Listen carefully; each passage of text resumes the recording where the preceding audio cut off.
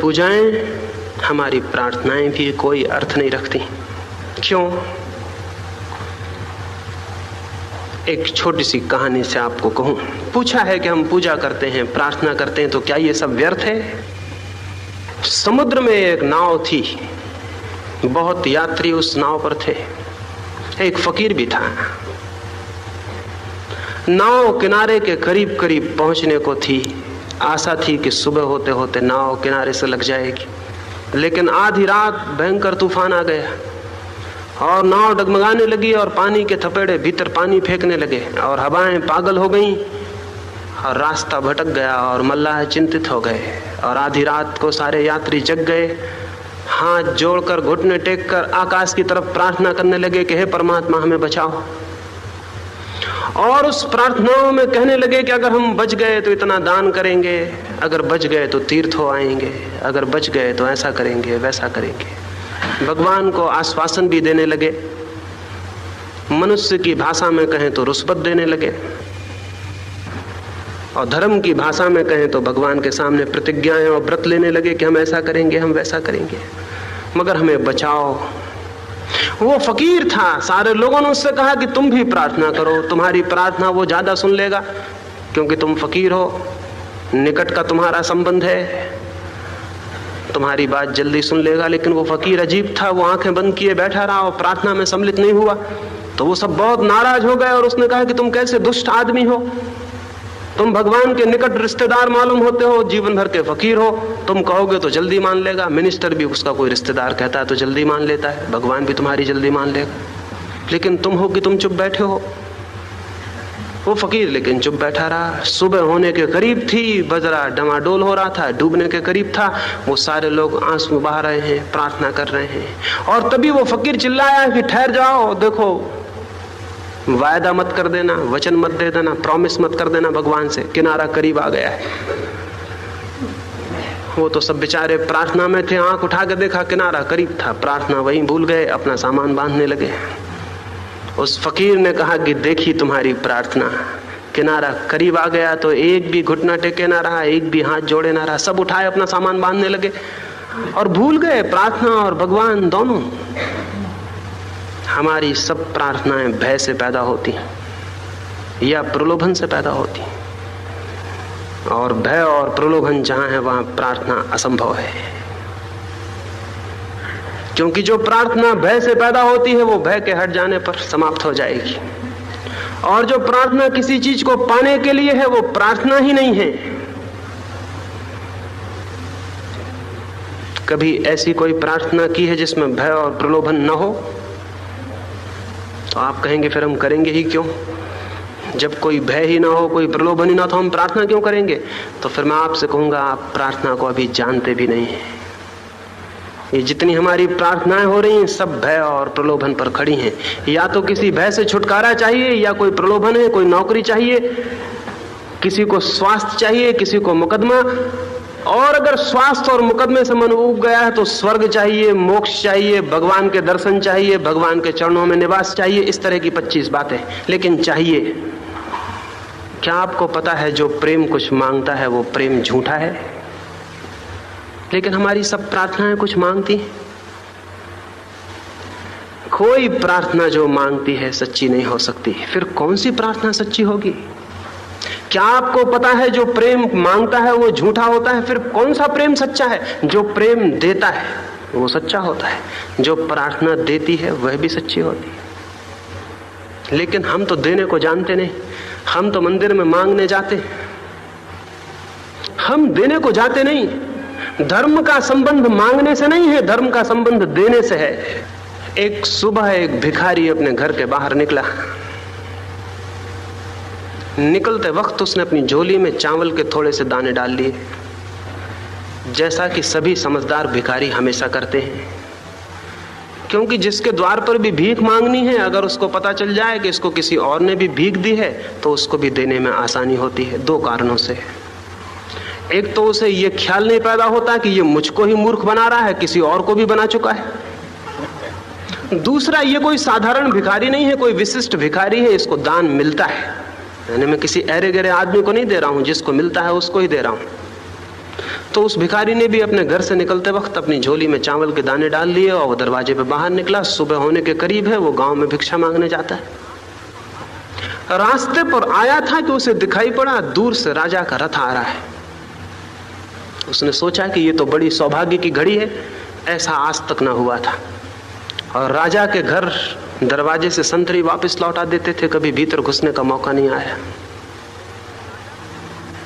राजा भी उनको भीतर आने देता है जिनसे कुछ मिलने की आशा हो, जिनको देना पड़े उनको कौन भीतर आने देता है।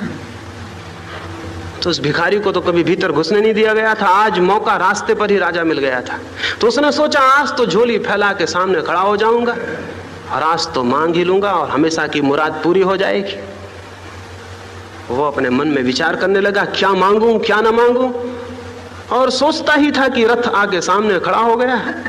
राजा नीचे उतरा और भिखारी घबरा के रह गया। उसकी कल्पना में भी न था जो हो गया। राजा ने अपना कपड़ा फैला दिया और कहा कि मुझे कुछ दो। तो भिखारी ने सोचा भी न था कि राजा और अपना वस्त्र फैला देगा,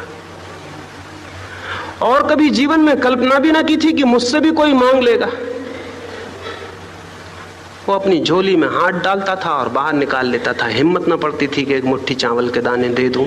देने की कोई आदत न थी, मांगने की ही आदत थी। दिया कभी था ही नहीं, हमेशा मांगा था। कल्पना में भी नहीं सोचा था कि कभी देना पड़ेगा, ऐसा पहाड़ भी सिर पर गिरेगा कि देना पड़े। तो मुट्ठी बांधता था, छोड़ देता था। राजा बोला जल्दी करो, जो भी देना हो दे दो, मैं जाऊं। और आज तो राजा ने कहा कि मैं यही कल्पना करके निकला था कि जो भी मुझे पहले मिल जाएगा उससे कुछ मांग लूंगा। बड़ा गड़बड़ राजा था। आखिर बामुश्किल उसने एक दाने को निकाला, एक दाना चावल का, और राजा की झोली में डाल दिया। राजा बैठा और चल पड़ा। रथ की धूल उड़ती रह गई और उसके मन में पश्चाताप कि एक दाना व्यर्थ ही चला गया। मांगना था वो तो मांग ही नहीं पाए, और एक दाना और व्यर्थ चला गया। उस सांझ दिन भर उसने भीख मांगी, लेकिन मन दुखी रहा। एक दाना खो दिया था। इतनी भिक्षा कभी ना मिली थी, आज पूरी झोली भर गई थी, लेकिन चित्त दुखी था। एक दाना कम था। घर लौटा, पत्नी ने पूछा तो कहा इतने उदास, आज तो झोली पूरी भरी है, इतनी तो कभी ना भरी थी। उसने कहा झोली पूरी भरी दिखती है, थोड़ी खाली है, एक दाना कम है। एक दाना आज देना पड़ा है, और तू कल्पना भी नहीं कर सकती कि देना कितना कष्टप्रद हुआ होगा उसके लिए जो हमेशा मांगता रहा और पाता रहा।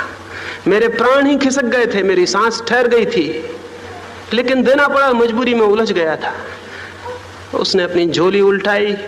अब तक तो दुखी था, फिर छाती पीट कर रोने लगा और आंसू उसकी आंखों से झरझर टपकने लगे। झोली उल्टा के देखा और सब दाने तो दाने थे, एक चावल का दाना सोने का हो गया था। और तब वो छाती पीटने लगा और रोने लगा कि मैं कैसा पागल हूं, मैंने सारी झोली राजा को ना उल्टा दी तो आज सारे दाने सोने के हो जाते। लेकिन अब तो अवसर निकल गया था और रोज राजा रथ पर मिलता नहीं सड़क पर। ये तो कहानी है, लेकिन मैं आपसे कहूं केवल वे ही जीवन के दाने सोने के हो जाते हैं जो हम देते हैं, और जो हम बचा लेते हैं वो मिट्टी के सिद्ध हो जाते हैं। मरते वक्त जब हर आदमी अपनी झोली उल्टा कर देखता है तो पाता है थोड़े से दाने सोने के हो गए हैं जो उसने दिए थे, और बाकी सब दाने मिट्टी के जो उसने पाए थे। प्रार्थना का अर्थ है ऐसा जीवन जो देने का जीवन है, मांगने का जीवन नहीं। प्रार्थना का अर्थ किसी मंदिर में बैठ के हाथ जोड़ के कुछ बातें करना नहीं है। प्रार्थना का अर्थ है समग्र जीवन ऐसा हो जो देने का जीवन है, पाने का जीवन नहीं। जिसके जीवन में जितना दान है, समग्र भूत अपने प्राणों का, अपनी शक्तियों का, अपनी ऊर्जाओं का, अपने प्रेम का, अपनी दया का, उसका जीवन उतना ही प्रार्थनापूर्ण है। प्रार्थना कोई प्रेयर नहीं है कि बैठ के हमने स्तुति कर ली। प्रार्थना समग्र जीवन का रूपांतरण है। अभी हम मांगते हैं, सब कुछ मांगते हैं, मांगते हैं, मांगते हैं, मांगते हैं। मांगने वाला मन कभी प्रार्थना नहीं कर सकता।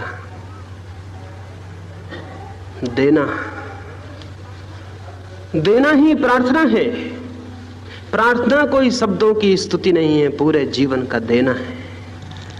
तो देने की जिसके जीवन में दृष्टि होती, और हमारे जीवन में तो मांगना ही मांगना होता है। भिखमंगा मांगता है तो ये मत सोचना कि भिखमंगा मांगता है। हम सब भी भिखमंगे हैं, कोई छोटा भिखमंगा है, कोई बड़ा भिखमंगा है, हम सब भिखारी हैं। जिनको हम महामहिम कहते हैं और जो बहुत बड़े बड़े हैं वे भी मांगते ही रहते हैं। एक फकीर था फरीद, वो अकबर के समय में हुआ। उसके गांव के मित्रों ने उससे कहा कि मित्र, अकबर तुम्हें बहुत आदर करता है, तुम जाओ और उससे कहो कि हमारे गांव में एक मदरसा खोल दे, एक स्कूल खोल दे। फरीद गया, सोचा जल्दी जाऊं, सुबह सुबह अकबर का मन अच्छा होगा। भिखमंगे सभी सुबह सुबह आते हैं, सांझ कोई भिखमंगा नहीं आता। भिखमंगे बहुत दिनों से मनुष्य के मन को समझते हैं कि सुबह सुबह थोड़ा ताजा रहता है, सांझ थक जाता है, सुबह मिल जाए तो कुछ मिल जाए, सांझ तो कोई देगा नहीं। इसलिए फरीद भी सुबह सुबह पहुंच गया अकबर के वहां। अकबर नमाज में था, वो सुबह की नमाज पढ़ रहा था, तो फरीद जाके पीछे खड़ा हो गया। सोचा कि अच्छे मौके पर आ गया हूं, नमाज से उठेगा तो शायद देने के लिए पिघल जाए। वो खड़ा है पीछे, अकबर को पता नहीं कोई पीछे खड़ा है। अकबर हाथ जोड़ के जब नमाज पूरी किया, प्रार्थना पूरी किया, तो उसने कहा, हे भगवान, हे परमपिता, मेरे राज्य को और बढ़ा, मेरे धन को और बड़ा कर, मेरी सीमाओं को और दूर ले जा, मेरी यश की पताका और ऊंची उठा। इस भगवान से कहा। फरीद ने सुना, वो चुपचाप वापस लौट पड़ा। अकबर उठा, उसने देखा कि फरीद लौटता है, उसने रोका और पूछा कि आए और चले बिना कुछ कहे। फरीद ने कहा कि मैंने सोचा कि मैं एक सम्राट के पास जाता हूं, यहां मैंने पाया यहां भी एक भिखारी। मैं तो सोच के आया था कि एक सम्राट के पास जाता हूं, लेकिन तुम्हारी प्रार्थना सुनी और पाया कि तुम भी एक भिखारी हो, तो अब मैं वापस लौट जाता हूं। एक भिखारी से मांगना तो शोभा नहीं देता, और अगर अब मांगना ही होगा तो हम भी उसी से मांग लेंगे जिससे तुम मांगते थे। अब तुमको बीच में क्यों ले, अब अकारण तुमको क्यों परेशान करें। फरीद लौट गया, उसने अकबर से नहीं मांगा। फरीद की आत्मकथा में बाद में लिखा है कि वो लौट गया, उसने नहीं मांगा, क्योंकि उसने कहा एक भिखारी से क्या मांगना। तो हम सब भिखारी हैं, हम सब मांग रहे हैं। और जो मांगने वाला है वो प्रार्थना करेगा, तो प्रार्थना में भी मांगना ही होगा, भीख ही होगी। परमात्मा के पास भिखारी होकर कोई कभी नहीं पहुंचा है, परमात्मा के पास सम्राट होकर पहुंचना पड़ता है। जो देता है वो पहुंचता है, जो मांगता है वो कभी नहीं पहुंचता। इसलिए मैं आपकी प्रार्थनाओं की समर्थन में नहीं हूं, लेकिन हाँ, एक प्रेम का जीवन हो सकता है, देने का जीवन हो सकता है, वो जीवन प्रार्थना है। उसमें कोई परमात्मा नहीं होता, सिर्फ देना होता है, सिर्फ दान होता है, सिर्फ प्रेम होता है। और धीरे धीरे देना और दान और प्रेम उस जगह पहुंच जाता है कि हम अपने को समग्रीभूत खो देते हैं, सब भांति दे डालते हैं। उसी स्थिति में जबकि हम सब भांति दे चुके होते हैं, उसकी उपलब्धि होती है जो सब कुछ है। तो इसलिए इन प्रार्थनाओं का कोई मूल्य नहीं, कोई अर्थ नहीं। एक और अंतिम प्रश्न, फिर और जो प्रश्न बच गए हैं वो मैं कल चर्चा करूंगा। एक मित्र ने पूछा है कि हम जो कुछ भी करते हैं सभी में कामना रहती है, वासना रहती है, इच्छा रहती है। कोई ना कोई कामना, कोई ना कोई इच्छा, कोई ना कोई वासना, कोई डिजायर, हम जो भी करते हैं कोई पाने की आकांक्षा रहती है। और आप कहते हैं पाने की आकांक्षा ना हो तब तो फिर हम कुछ करेंगे ही नहीं। नहीं, हम एक ही तरह के काम को जानते हैं, एक तरह का और भी काम होता है जिसका हमें कोई भी पता नहीं। हम एक ही तरह के काम को जानते हैं जिसमें कुछ मांगना, कोई इच्छा, कोई लक्ष्य, कोई फल की प्राप्ति। हम एक तरह का और भी काम होता है, उसे हम जानते ही नहीं। और बड़े आश्चर्य की बात यह है कि वही काम, वो दूसरी तरह का काम ही जीवन में धर्म को, सत्य को, परमात्मा को लाता है। एक छोटी सी घटना से बात कहूं। अकबर ने एक रात्रि तानसेन को विदा करते वक्त कहा, तुम्हारे गीत सुनता हूं, तुम्हारा वाद्य सुनता हूं, तो मेरे प्राण इस भांति सम्मोहित हो जाते हैं और मुझे ऐसा लगने लगता है कि तुमसे बेहतर तो कभी किसी ने भी नहीं बजाया होगा और तुमसे बेहतर कभी कोई बजा भी नहीं सकेगा। संगीत में तुमने जो जाना है और जो पाया है शायद कभी किसी ने नहीं जाना और कभी कोई नहीं जान सकेगा। ऐसा मेरे मन में भाव निरंतर उठता है। लेकिन आज मुझे एक नया प्रश्न आ गया है, वो मैं तुमसे पूछता हूं और वो ये कि जब मैं तुम्हें सुनता था तो मुझे अचानक ये ख्याल आया, तुमने शायद किसी से सीखा हो, तुम्हारा कोई गुरु हो, और हो सकता है वो तुमसे भी बेहतर बजाता हो, तुमसे भी बेहतर, तुमसे भी गहरा जाता हो सकता है। तो तुम्हारा गुरु कोई है, कोई जीवित? यदि हो तो मैं उसे सुनना चाहूंगा। मुझे विश्वास नहीं पड़ता कि तुमसे आगे कोई हो सकता है, लेकिन फिर भी मैं सुनना चाहूंगा। मेरा कुतूहल जग गया। तानसेन ने कहा कि बड़ी कठिन बात है, गुरु तो मेरे हैं, लेकिन उनको कहा नहीं जा सकता कि वो गाएं। हाँ, कभी कभी वो गाते हैं तब सुना जा सकता है, कभी कभी वो बजाते हैं तब सुना जा सकता है, लेकिन कहा नहीं जा सकता कि वो बजाएं, क्योंकि उनकी कोई आकांक्षा नहीं है जिसके लिए उनको प्रलोभन दिया जा सके कि इसलिए बजाओ। उनकी कोई यश की कामना नहीं है, कोई इच्छा नहीं है, कोई पाने का भाव नहीं है। हाँ, कभी कभी अपनी मौज में वो बजाते हैं तब सुना जा सकता है। अकबर ने कहा कि मैं सुनूंगा। तानसेन ने कहा चोरी से सुनना पड़ेगा, क्योंकि सामने चले जाएं तो हो सकता है वो बंद कर दें और चीज टूट जाए। तो आधी रात को अकबर और तानसेन गए। तानसेन का गुरु एक फकीर था, हरिदास, वो यमुना के किनारे रहता, एक झोपड़े में। कोई 3 बजे सुबह उठ के वो अपनी मौज में कुछ गाता और बजाता। दोनों ने झोपड़े के बाहर चोरी से बैठ के सुना। शायद ही कभी किसी सम्राट ने चोरी से बैठ के सुना हो। अकबर रोने लगा। लौटते में तानसेन से बोला नहीं। महल पहुंचकर उसने तानसेन से कहा कि मैं तो सोचता था तुम्हारा कोई मुकाबला नहीं, अब मैं क्या सोचूं, तुम्हारे गुरु के सामने तो तुम ना कुछ हो। लेकिन इतना फर्क क्यों है, तुम इतना अलौकिक क्यों नहीं बजा पाते हो? तानसेन ने कहा सीधी सी सरल सी बात है, मैं इसलिए बजाता हूं कि मुझे कुछ मिल जाए, और मेरा गुरु इसलिए बजाता है कि उसे कुछ मिल गया है। उसे कुछ मिल गया है इसलिए बजाता है, और मुझे कुछ मिल जाए इसलिए बजाता हूं। मेरा बजाना एक भिखमंगे का बजाना है, मेरे गुरु का बजाना एक सम्राट का बजाना है। आनंद मिल गया है और आनंद से उसका संगीत निकल रहा है, और मेरा संगीत तो एक साधन है कि मुझे रुपए मिल जाएं तो शायद आनंद मिले। 2 तरह का जीवन है। एक आनंद को खोज लेने से जो जीवन विकसित होता है, वो उस जीवन में कुछ पाने की आकांक्षा नहीं होती। वो सारा जीवन प्रार्थना बन जाता है, वो सारा जीवन सहज ही निष्काम बन जाता है, वो सारा जीवन सहज ही किसी तरह की फलाकांक्षा से मुक्त हो जाता है। और एक जीवन है दुख का जीवन, जिसमें सब कुछ पाने की इच्छा होती है, आकांक्षा होती है। और स्मरण रखिए, दुख से जो कृत्य निकलता है वो आनंद कभी ना ला सकेगा, क्योंकि जहां से जो चीज निकलती है वही मिल जाती है। मिट्टी से जो चीज पैदा होती है वो मिट्टी में गिर जाती है। जो शुरुआत है वही अंत है। तो अगर हमारा चित्त दुखी है और हम कोई काम कर रहे हैं कि इससे सुख मिल जाए, तो गलती में है आप। दुखी चित्त से जो कृत्य निकलेगा उसका अंत दुखी होगा, सुख नहीं हो सकता। दुख के बीज से दुख के फल लगते हैं। जो कृत्य आनंद की भूमि से निकलता है वो आनंद लाता है, क्योंकि आनंद से निकला हुआ बीज आनंद के फलों को पैदा करता है। तो मैं आपसे नहीं कहता कि आप निष्काम हो जाएं, वासना छोड़ दें, ये तो कभी कोई छोड़ ही नहीं सकता।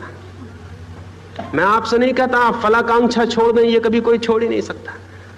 ये तो मैं आपसे कहता नहीं, मैं तो आपसे ये कहता हूं आनंदित हो जाएं। और आनंद को पाने का सूत्र है, मार्ग है। और जिस दिन आप आनंद को पालेंगे, पाएंगे कि गई आकांक्षा, गई वासना। आनंद से भरी हुई आत्मा में कोई वासना नहीं होती, दुख से भरी हुई आत्मा में होती है। तो जिसका चित्त दुख से भरा है, अगर वो वासना छोड़ने की बातें करता हो तो पागल है, ना समझ है, वो कभी छोड़ नहीं सकेगा। दुखी चित्त वासना छोड़ ही नहीं सकता। दुखी चित्त से तो वासना पैदा होती है। हाँ, हम दुखी चित्त को छोड़ सकते हैं, और दुखी चित्त छूट जाए तो उसके साथ उसकी सारी वासना विलीन हो जाती।